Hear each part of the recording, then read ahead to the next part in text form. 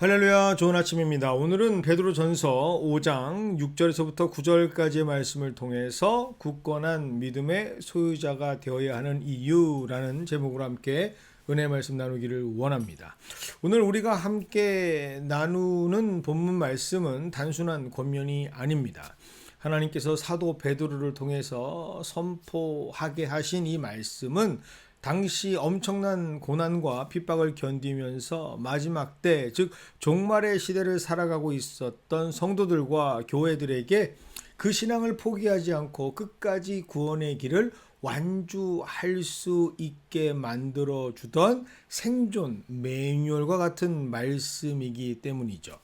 이것을 상징적으로 보여주는 것이 바로 기록되어져 있는 동사의 형태인데, 이 동사의 형태가 굉장히 중요합니다. 오늘 본문 말씀을 자세히 읽어보시면 그 어디에도 청유의 형태, 즉 이렇게 하면 좋겠습니다, 이렇게 결정하면 좋을 것 같습니다 라는 표현들은 등장하지 않습니다.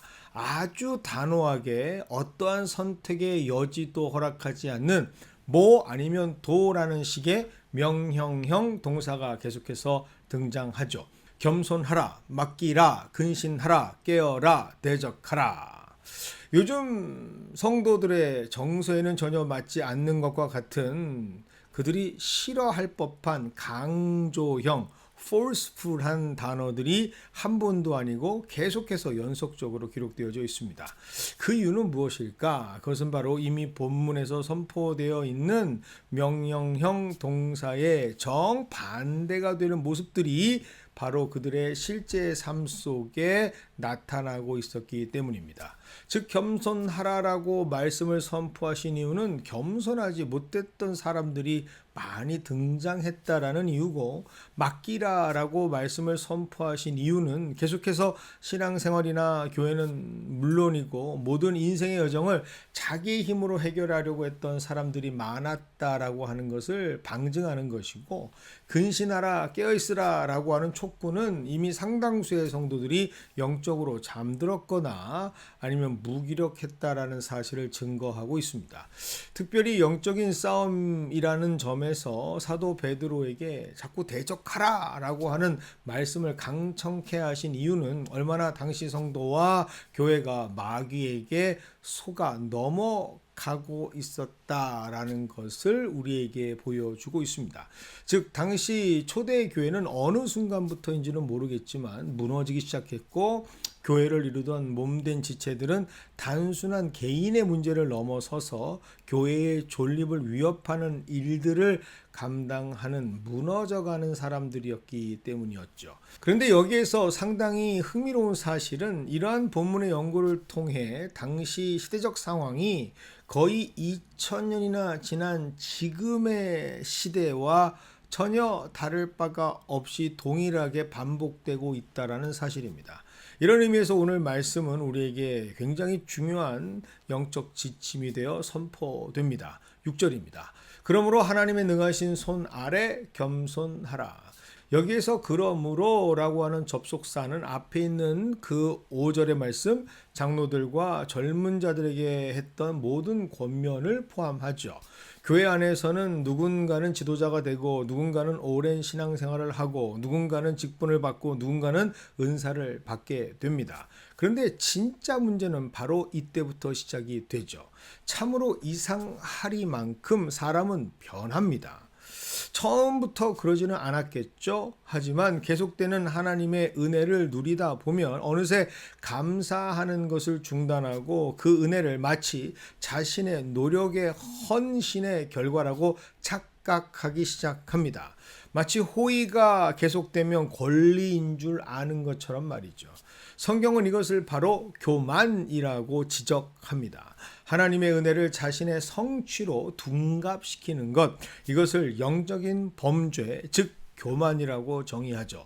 그래서 사도 베드로는 이를 교만을 근본적으로 처단할 수 있는 방법을 오늘 말씀에서 처방하게 되는데, 그것이 바로 6절 하반절의 말씀, 하나님의 능하신 손 아래 거하라 라는 말씀입니다. 즉 하나님의 주권에 붙잡히는 것, 하나님께 완전히 존속되는 삶이 되는 것이 바로 영적인 교만을 이겨내는 방법이라고 선포하는 것이죠. 성경에 등장하는 수많은 믿음의 사람들이 세워지고 높아진 근본적인 힘은 모두가 다 하나님의 손에 붙잡힐 때였습니다. 요셉을 총리로 세우신 것도, 다윗을 이스라엘의 새로운 왕으로 세우신 것도, 유대의 식민지의 이민자 다니엘을 제국의 모든 지혜자들 사이에서 최고의 지혜자로 우뚝 세우신 것도 모두 하나님의 손이 세우신 결과였음을 분명히 깨달아야 한다라는 것이죠. 그래서 영적인 지혜자들은 분명하게 알고 있습니다. 하나님의 사람들이 세워지고 높아질 수 있는 유일한 방법은 자신의 노력이 아닌 하나님께서 붙잡아 들어 올려주실 때만이 가능하다라는 것을 말입니다. 이를 의지하고 고백하는 것, 그것이 바로 6절에 기록되어져 있는 때가 되면이라고 하는 하나님의 시간표를 의지하는 것입니다. 그래서 하나님 앞에 겸손한 사람들은 절대로 먼저 하나님보다 미리 나서지 않습니다. 끝까지 하나님의 때를 기다리고 그 때를 의지하죠. 이것이 바로 우리가 교만의 늪에서 빠져나올 수 있는 유일한 지혜입니다. 7절입니다. 너희 염려를 다 주께 맡기라. 이는 그가 너희를 돌보심이니라. 사실 염려라고 하는 영적인 병은 하나님을 신뢰하지 못한다고 하는 또 다른 형태의 교만의 모습이죠. 그 이유는 염려의 본질이 바로 내가 뭔가를 책임져야 한다라는 마음이기 때문입니다. 무슨 일이 되었던 내가 해결해야지. 결국은 내가 감당하고 내가 계산해서 내가 통제해야 한다라는 심리가 표출되는 증세가 바로 염려라고 하는 모습이죠. 밤을 새우고 고민하는 사람들, 기도를 하고 있지만 사실은 맡기지 못하고 계속 의심하고 갈등하는 사람들, 입으로는 모든 것을 다 내려놓았다라고 하고 있지만 실제로는 전혀 그렇게 내려놓지 못한 사람들의 특징이 바로 염려입니다. 즉 그것은 교만의 열매인 것이죠. 이를 해결할 수 있는 유일한 처방은 바로 맡기는 것입니다. 이 맡기다라고 하는 헬라어 원어를 보면 에피립산테스라는 단어를 사용하는데, 이는 일부를 맡기는 것이 아니라 통째로 다 던져버리는 것을 의미합니다. 그 이유는 사도 베드로가 정확하게 선포하고 있죠. 그가 너희를 돌보심이라 라고 말이죠. 즉 이는 하나님께서 책임지신다라는 것을 뜻합니다. 책임지시는 분이 감당해 주시겠다라고 말씀하시는데 맡기지 않는다? 그렇다면 평생 염려에서 벗어날 길이 없다라는 것이죠.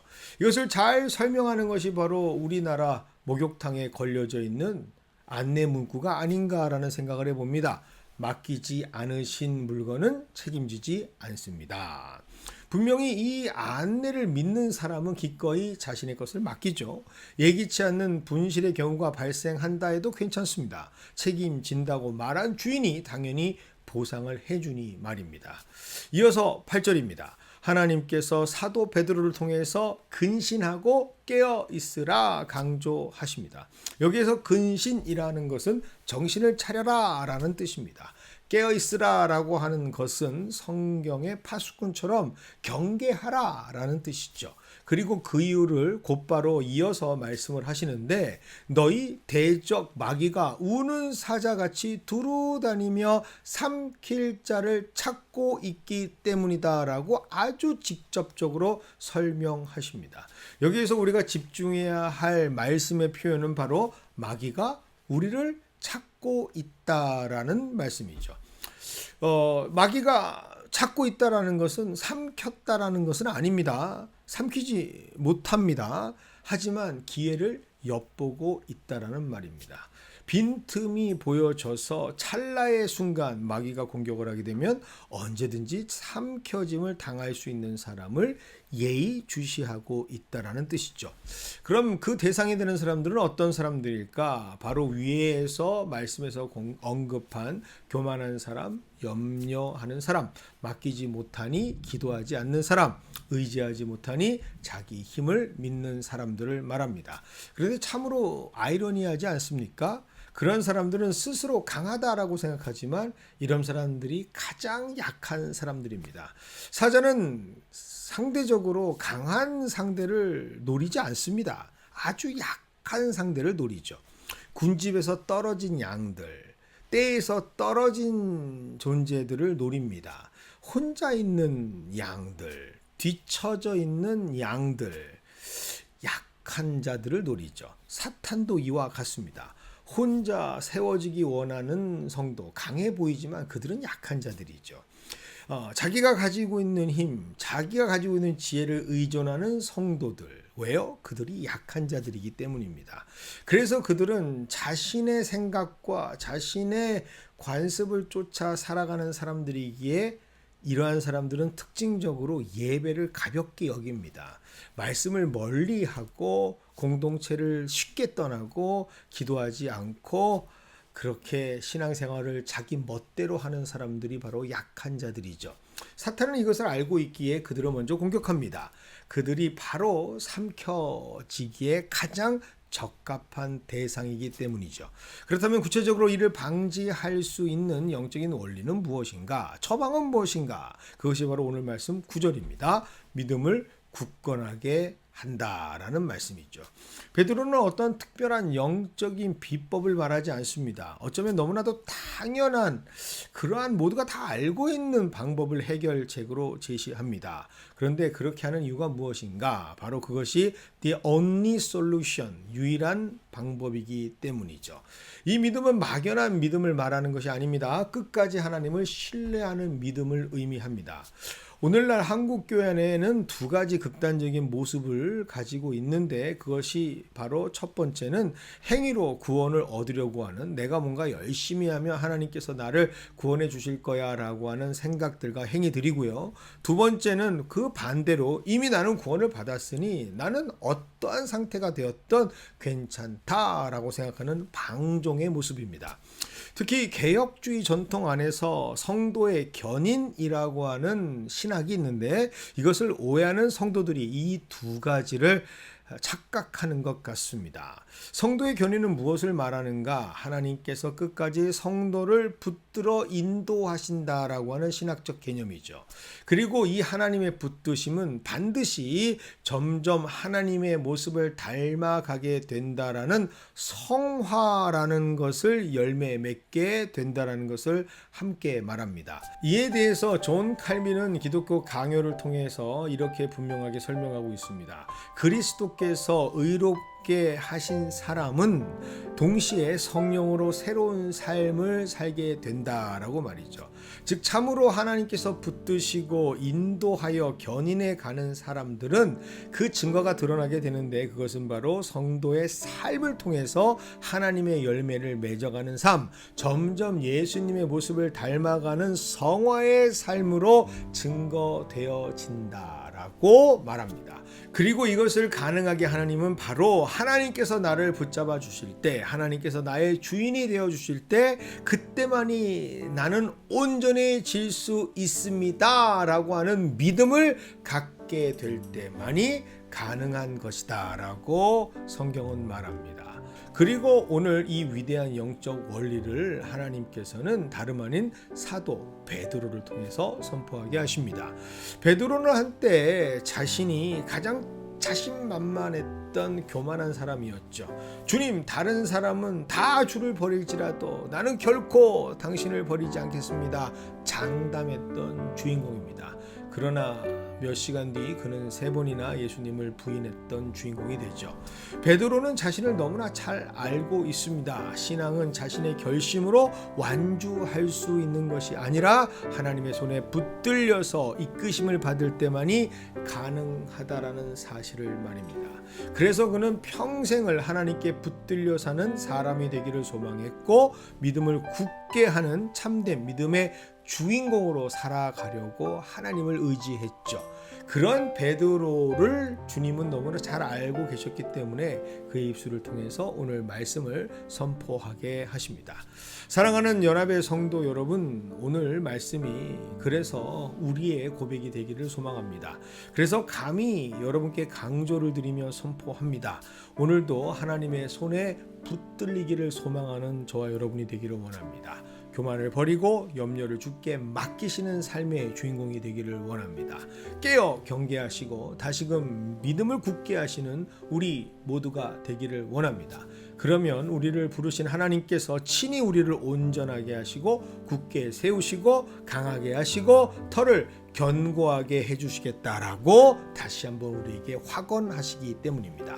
우리의 신앙은 이미 끝난 경주가 아닙니다. 오늘도 달려가야 하는 진행형의 경주를 우리는 하고 있는 것이죠. 그러나 너무 감사한 것은 우리는 홀로 그 경주를 하는 것이 아니라 우리를 끝까지 붙드시는 하나님의 능력의 손을 붙들고 달려가고 있는 중입니다. 그래서 이 경주에서 단 한 분도 낙오하지 않기를 원합니다. 우리가 모두 다 함께 그 결승점에서 다 같이 기뻐하면서 시상대에서 손을 번쩍 올려드리는 승리를 만끽하는 저와 여러분이 되시기를 소망합니다. 그리고 그 날을 소망하며 우리는 오늘도 끊임없이 주님께 이끌려 견인당하는 기쁨을 누리시는 저와 여러분이 되기를 주님의 이름으로 축원드립니다.